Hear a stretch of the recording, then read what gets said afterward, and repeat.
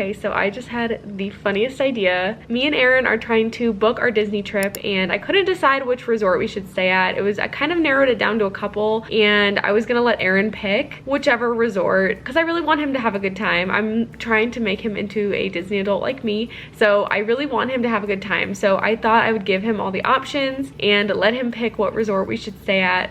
But I decided I'm gonna make a PowerPoint presentation and like present the resorts to him and give like some pros and cons and put some pictures in and let him pick what resort we should stay at. So I am gonna make my little PowerPoint now, and then I'll present it to Aaron when he gets home from work and let him pick what resort we should stay at. Okay, so I am absolutely cackling at how ridiculous this is, but I'm adding music. We are not skimping out on the presentation. Okay, so I've got my PowerPoint all set up, hooked up to the TV. I whipped this bad boy out in one afternoon, complete with like music and corny transitions and everything. So I have literally just been like sitting around waiting for my husband to get home because I'm so excited to show it to him. I'm hoping he thinks it's as funny as I think it is. He'll be home any minute. Okay, I want to get his reaction to walking home and seeing the PowerPoint up on the screen.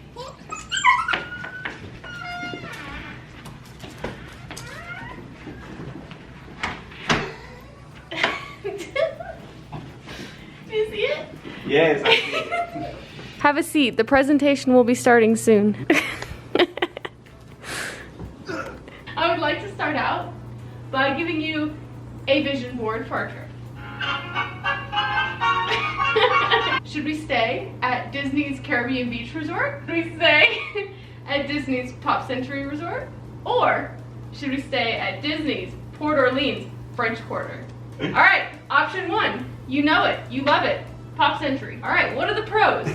The price. Another pro is you have access to the Skyliner. And the cons. It is loud. It's probably the least relaxing option. The food options, no, not good. It is a very large resort, which means lots of walking. And the lines for transportation are very long. So you will be waiting in the blazing sun for the bus or the Skyliner. Option two, Port Orleans French Quarter. The vibe. Ooh. The pros.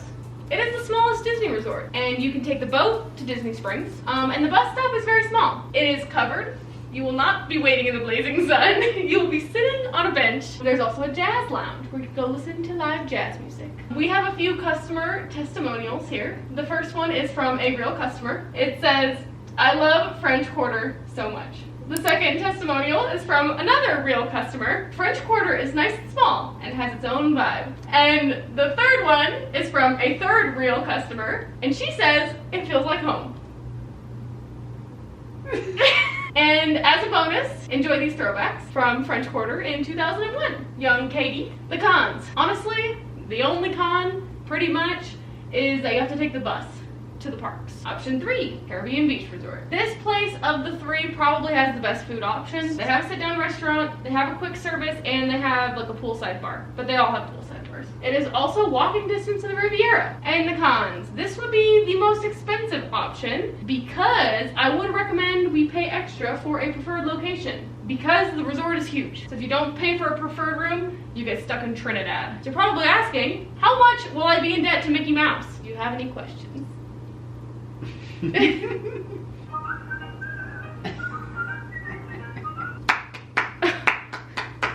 All right, what did you think of my presentation? It's wonderful. I got a couple laughs out of him. If you couldn't hear him in the background, he was laughing. Pop Century, French Quarter, Caribbean Beach. There was some propaganda in the slides. That should give you a hint. Which one had extra special testimonials? Oh, I see. The Skyliner, though. I know, it's heartbreaking. You want me to pick after I prepared that beautiful presentation? I guess I'm gonna have to go with the French Quarter. So we're gonna book our trip now because the Mickey's Not So Scary Halloween Party tickets come out tomorrow for Disney hotel guests. So we need to book our trip tonight so that we can book our tickets tomorrow. He's stoked. We're going to Disney. All right, next time my husband says he is not a Disney adult, let it be known. He wore his Rafiki shirt just for this occasion of booking our trip. It was the only clean shirt I had Lies. today. Lies. There's tons of clean shirts in his drawer. Our Disney trip is in 3 months. So we actually made a change to our reservation, but I think I'm gonna keep it a surprise. But basically we're doing a split stay. So we're now moving resorts halfway through our trip. But I think I'm gonna leave the second resort as like a surprise. So you'll just have to tune into the vlogs to see where we're staying for the second half of our trip. So that's gonna be really exciting. But we're gonna pick out our magic bands today because if we stretch the Disney planning out as much as possible, then it makes it feel more magical. So we're picking out our magic bands. So Erin, you can pick yours out first. Which ones do you like? Ooh, I like the Moana one. Uh-huh. That looks cool. I love that one. I like this one. It'll match my Spirit jersey. I like the Oswald one. It's cute. Oh yeah, this guy. Okay, Erin got the Halloween one, which is actually very, very cute. And now I'm gonna pick mine. I already have this one. So definitely don't want anything pink since I already have a pink one. But last time I couldn't decide between the pink one and this plain like lilac color, which is really pretty. But now they have way more options because last time I went they only had a few. So I think it's between this purple one, this cream one, and I also really, really like this one. It's really cute. I think I'm gonna get the cream one. So it looks like the plain colored ones are only 25 if you order them before you go, but the ones with the pattern on them are 35. So these ones are cheaper too. We're gonna order our magic bands, and next thing we'll do is make our dining reservations. So we'll have to talk about what we want. And then in like a month-ish from now, I'll be making our dining reservations, so. I'm just glad to be going somewhere and getting off work. Uh-huh. And I'm glad that we're going to Disney. Mike Wazowski. We got our magic bands. Update on our Disney plans. 60 days before your day that you check into your hotel, you can make your dining reservations. So they release them around 7 a.m. Orlando time, which in Denver is 5 a.m. So I woke up at the crack of dawn to try to get all of our dining reservations for our September trip, and nothing was available. So I did get for our Hollywood Studios Day Sci-Fi Dine-In and Oga's Cantina because my husband has not been to Oga's Cantina, so he's gonna love it, and I love Sci-Fi Dine-In, so we booked those two. We did get those, no problem. So I was going for a reservation at like a nice restaurant, either California Grill or Topolino's on our Disney travel day, and the only thing available was California Grill for like 9:45 p.m. And like the whole point is to see the fireworks. So like if you're not gonna see the fireworks, the food is great. The food is great at both of those restaurants. I love the food there, but I want to see fireworks. I am not gonna freak out. I set up alerts for Mouse Dining. So it's a website where you can set up alerts. So Mouse Dining has different plans. So the free one will only email you, but if you pay for a plan, you can also sign up for text messages, and I feel like that's the way to go because you always have your phone on you. So basically you put in what day, time, restaurant you want to go, and they will text you, and you can basically go on your My Disney Experience app and book it, but it's texting you when something becomes available for that time. So I immediately went and signed up for alerts for Topolino's and California Grill. So I'm really, really hoping something opens up. So we're just gonna have to wait it out. But I was also going for a reservation at the Boathouse at Disney Springs on our Animal Kingdom day and wasn't able to get that either. The weird thing was I couldn't make any reservations past Wednesday, and I was like, why not? This is so weird. And then I realized it's because we're doing a split stay and it has a separate reservation number. So I guess that's one con to a split stay that I did not think about when I booked all of this. And I'm keeping the resort a surprise, but we are doing a split stay, and I just did not think about the fact that when your 60 days comes, you're only gonna be able to make reservations, because normally if we were staying at the same hotel for the whole week, it would be one reservation. So you would be able to make reservations for the entire week on that one day. So for me it was a couple days ago, but because we're doing two separate hotels, it's two separate reservations, and I can only make dining reservations up until Wednesday. And then when my 60 days from Wednesday comes, I'll be able to make reservations for the rest of the week. So I guess that's one thing I did not think about, honestly, when we were doing a split stay. So there you go, there's a con for a split stay. But I'm still really excited about where we're gonna stay, and I'm so excited to show you where we're staying, and I'm just like over the moon. That is what is going on with the dining reservations. Essentially, we only have two reservations right now, one for Oga's Breakfast Cantina, one for Sci-Fi Dine-In, and that is it. So just kind of waiting it out to see if anything becomes available, and also waiting for that 60-day period from the second reservation so I can make dining reservations for the rest of the week. So it's been a little chaotic over here. We're also in the middle of moving and all of these things. Cross your fingers for me and I will keep you updated. I truly cannot remember the last time I came on here and updated you about how our Disney planning is going, but essentially we are leaving for a Disney trip in a week, and it's time to kind of sit down and write out the schedule for everything that we're going to be doing while we're there. So I actually created a digital planner for planning Disney trips, and I truly feel like it's combining my two things that I love to talk about on here the most, which is Disney and digital planning. So I couldn't find a planner that I really liked enough, so I actually made my own, and I think it turned out so good. I love how simple it is, and it's mine. I'm really excited about it. If anyone's interested in my Disney planner, I think I'm gonna list it on Etsy. I did work really hard on it, and I'm really proud of it, and I think that other people will maybe get some use out of it as well. So I will put the link in the description when I add it to my Etsy page. So let's finally sit down and plan our Disney trip. I think this occasion calls for finally burning my 50th candle, because I have not wanted to burn it because it just smells so good. And it just reminds me of my 2 trips that I took to Disney. I stayed at Pop Century, so it literally reminds me of the Pop Century lobby. Like, I feel like these smelled up the entire lobby and it smelled so good. So I think I'm gonna finally burn it, because what more perfect occasion than planning our next Disney trip. I feel like a big part of the Disney resorts is the smell, because it brings back that memory that you have of being there at a Disney resort, and I think it's just gonna get me so excited for our trip, and it just smells so good. So let's finally burn my 50th candle.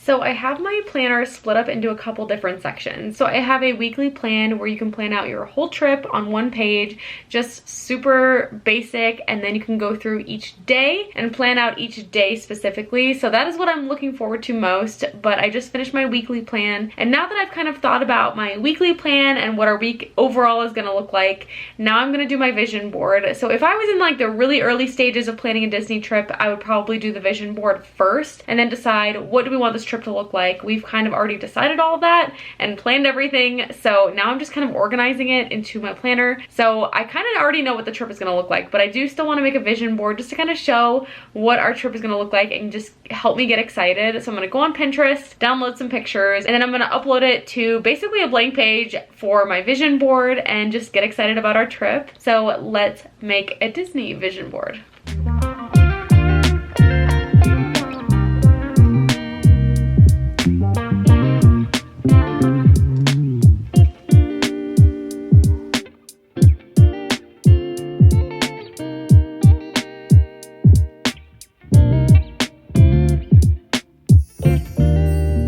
I am done with my vision board and I love the way it turned out, so I'll show a picture of it here. But I did use a lot of the pictures that I used for my September vision board because it was such a big part of my month is going to Disney. So I did reuse a lot of those pictures, but I just think it's so cute and it's making me really excited for this trip. This trip is a little bit different because I'm going with just my husband, which we've never been just the two of us before. So I'm really excited to go with him and kind of just have a really relaxing trip versus a really chaotic trip that I tend to have with my family when we go because we want to do everything. But with my husband, I know he wants to relax a lot, so I'm really looking forward to having some time off work to relax and do all the fun things that we have planned. So let's get into our daily plans, which is the next part of my Disney digital planner that I made. So just kind of planning out each day, exactly what we're doing, what time we need to get virtual cues, what time we need to do those types of things. The nice thing about Goodnotes is that you can pull up anything that you do on your iPad. If you have it synced to the cloud, you can also pull it up on your phone. So it's nice because I'll do all of this and then I will bring my iPad on our trip, but when we're out and about, I will be able to pull up our daily plan on my phone, which is really nice. But let's get into our daily plan.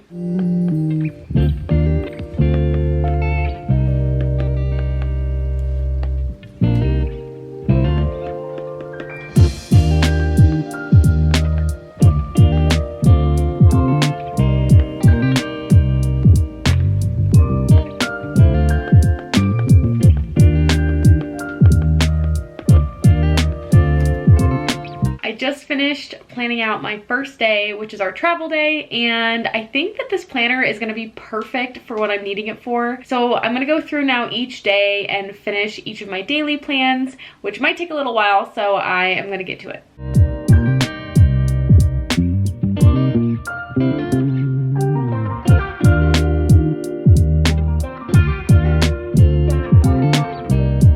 I am done with my Disney planner. It feels really good to finally sit down and just write everything for our trip down in one place so that I have it to look back on while we're there and I'm not scrambling. I think it was actually just really helpful to write down what time the park hours are. Like, what time does the park open? What time is early entry for Disney Resort guests? But just writing down all the hours of what time I need to get virtual queues. And we are going to Mickey's Not So Scary Halloween Party, so there's a special virtual queue for Tron for that. So I just want to make sure that I have all of my times all written down in one place so that I am nice and organized when it's time to actually book all these things. It's getting me really excited because it's so close. Thank you so much for coming along and planning our Disney trip with us and getting excited with us. So make sure you follow me over on my Instagram. I will be posting stories throughout our trip so that you can get more real-time updates. Thank you so much for watching. If you like this video, make sure you give it a thumbs up and subscribe to my channel so you can see the rest of my Disney vlogs, and I will see you in the next Disney video.